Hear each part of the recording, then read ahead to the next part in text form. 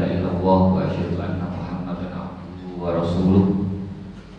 Allahumma sholli ala sayyidina Muhammad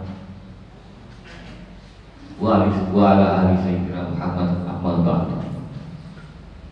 Bapak Ibu jamaah musalla An-Nur rahimakumullah.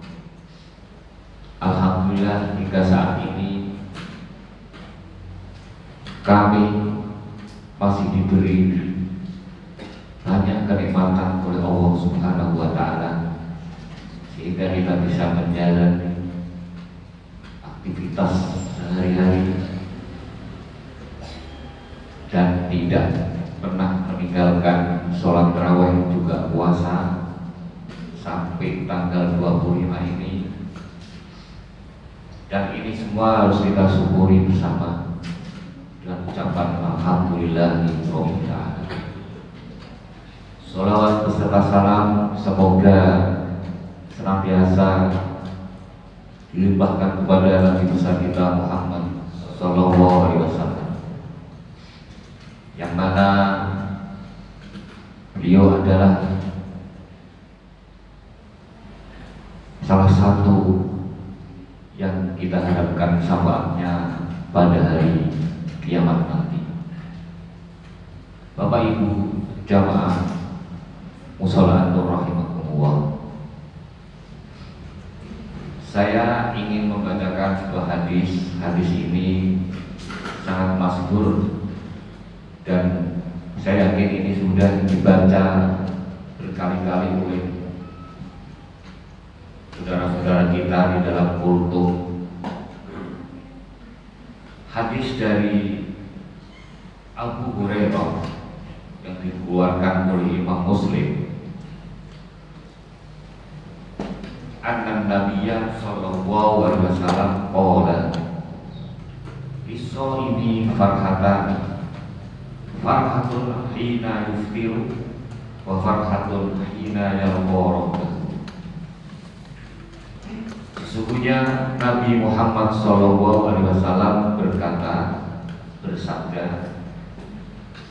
bagi seorang yang berpuasa itu ada dua kegembiraan. Kegembiraan yang pertama ketika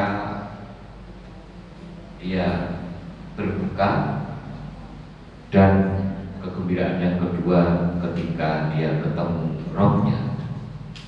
Hadis ini banyak sekali yang bermakna seperti ini, dengan riwayat berbagai macam riwayat.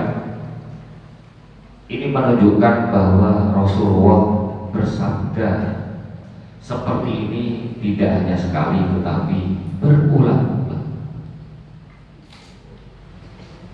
supaya kita semua tahu bahwa orang yang berpuasa itu karena sehari setelah kita mengendalikan hawa nafsu untuk tidak makan, untuk tidak minum, padahal itu halal bagi kita, tetapi kita disuruh menahan dari mulai imsak sampai maghrib. Halal yang biasanya diperbolehkan, tetapi pada bulan Ramadan kita disuruh menahan mulai dari imsak sampai maghrib.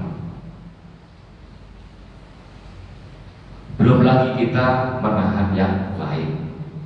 Kalau yang haram-haram itu sudah biasa, tidak dikatakan sudah biasa. Tapi ini yang halal justru kita tidak boleh makan dan minum ketika berpuasa. Padahal nafsu kita itu punya kecenderungan untuk makan dan untuk minum, tetapi kita karena berpuasa maka kita sementara meninggalkan itu. Kalau kita mau bertanya pada diri kita, mengapa kita tidak mau makan atau meninggalkan yang halal dengan batas waktu tertentu? Ini sebetulnya saya yakin kita lakukan itu karena semata-mata karena Allah. bukan karena manusia. Sebab kalau itu karena manusia, bisa jadi kita ngumpet kemudian kita makan. Tetapi meskipun tidak ada orang di samping kita, kita tetap bisa menahan tidak makan dan tidak minum. Dan ini menunjukkan bahwa puasa kita adalah karena Allah Subhanahu wa Ta'ala. Maka wajar ketika kemudian waktu berbuka kita kemudian bergembira. Cuma jangan kemudian lalai terlena setelah maghrib kita bergembira karena berbuka, kemudian kita tidak lagi mengontrol, kemudian menjadi nafsu kita menjadi liar, sehingga kita tidak pergi untuk menjalankan sholat tarawih. Ini yang harus kita pahami. Sebab ketika kita kemudian terlena dengan kegembiraan itu, maka kegembiraan yang kedua bisa jadi kita tidak akan meraihnya, yaitu kegembiraan ketika bertemu Rabbnya. Oleh karena itu, liso ini farhatani, farhatun hina yusiru wa farhatun hina yalqarabahu. Bagi seorang yang berpuasa memiliki dua kegembiraan. Kegembiraan yang pertama ketika berbuka, dan kegembiraan yang kedua adalah ketika bertemu Rabbnya. Ketika kegembiraan yang pertama ini kita tidak bisa meraihnya, maka mustahil kegembiraan yang kedua itu akan kita bisa meraih.